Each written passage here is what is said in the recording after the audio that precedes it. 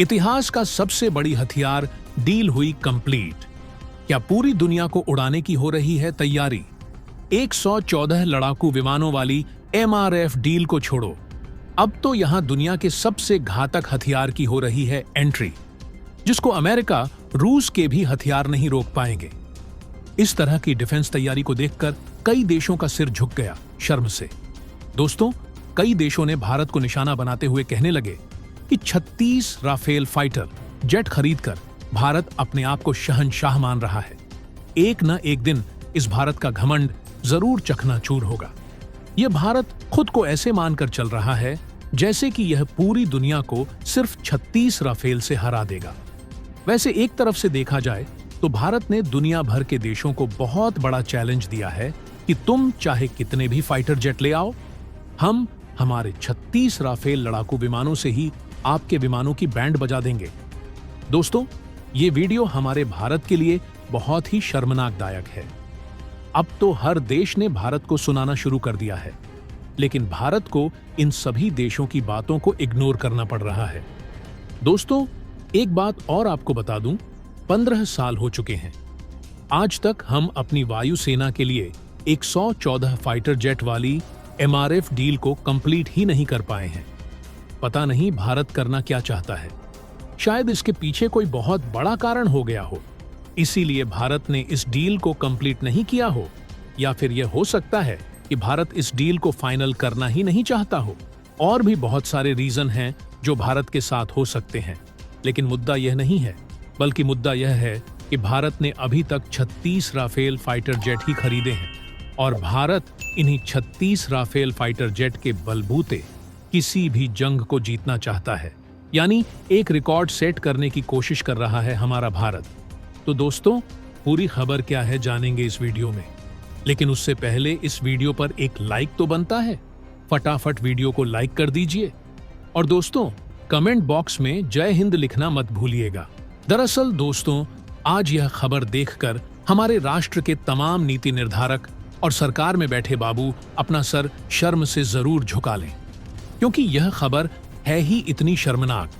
इसका रीजन यह है कि हमारा जो एक दुश्मन देश है, आज वह हमें बता रहा है कि राष्ट्र की सुरक्षा करी कैसे जाती है।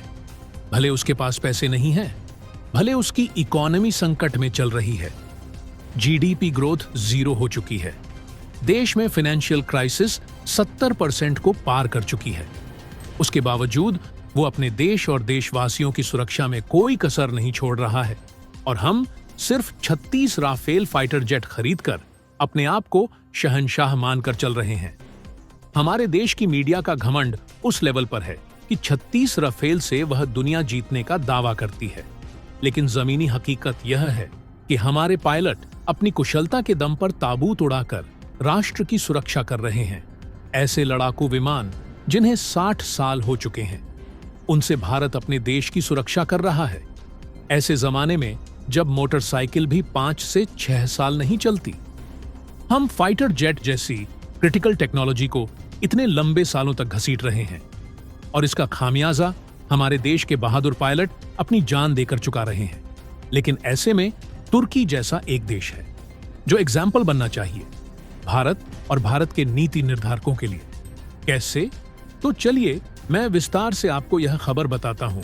दरअसल अब से करीबन 3 साल पहले 2021 में तुर्की ने कहा था कि जी हमारे पास दुनिया की दूसरी सबसे बड़ी F-16 लड़ाकू विमानों की फ्लीट है, यानी कि दुनिया में सबसे ज्यादा F-16 फाइटर जेट है अमेरिका के पास। उसके बाद नंबर 2 पर तुर्की आता है।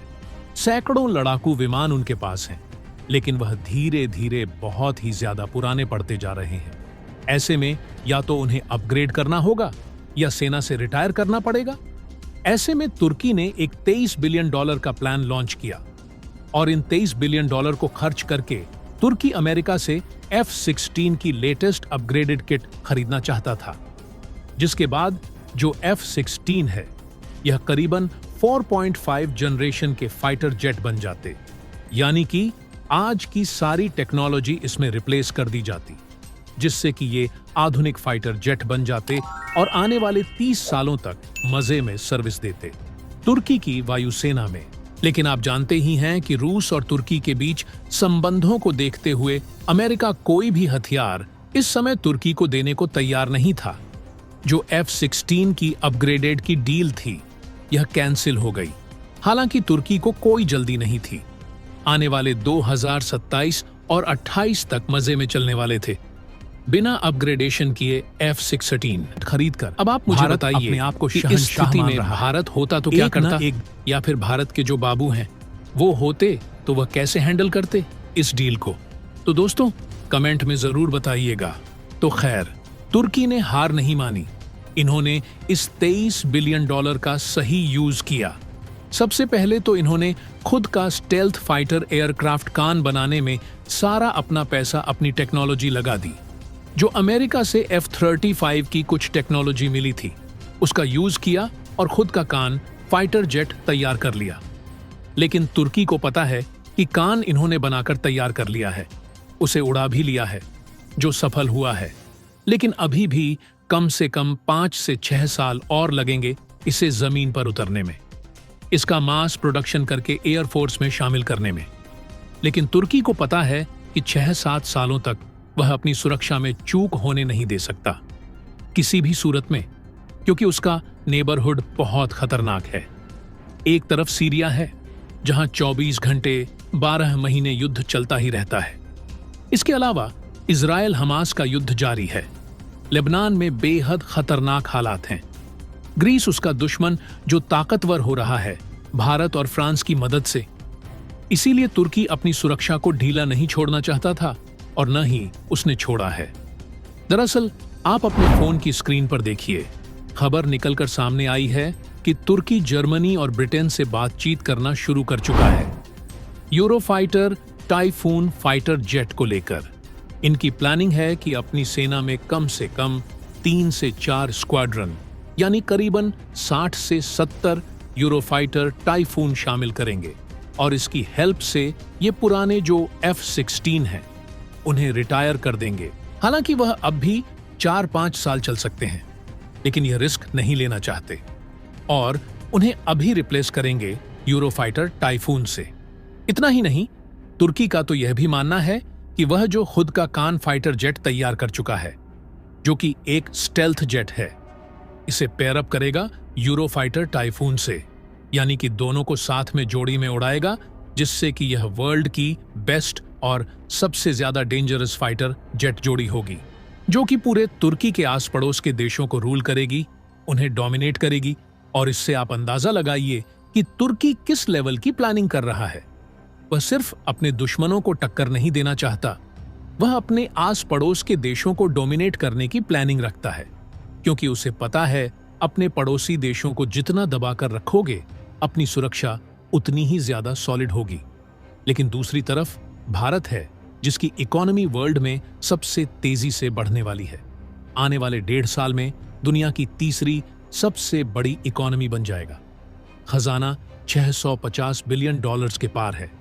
लेकिन उसके बावजूद 15 साल हो चुके हैं, आज तक हम अपनी वायुसेना के लिए 114 फाइटर जेट वाली MRF डील को कंप्लीट ही नहीं कर पाए। इसीलिए मैं वीडियो की शुरुआत में कह रहा था कि यह खबर हमारे लिए शर्मनाक है, क्योंकि हमारे दुश्मन, जिनकी औकात नहीं है हमारे सामने, वो डिफेंस के मामले में हमें पछाड़ रहे हैं।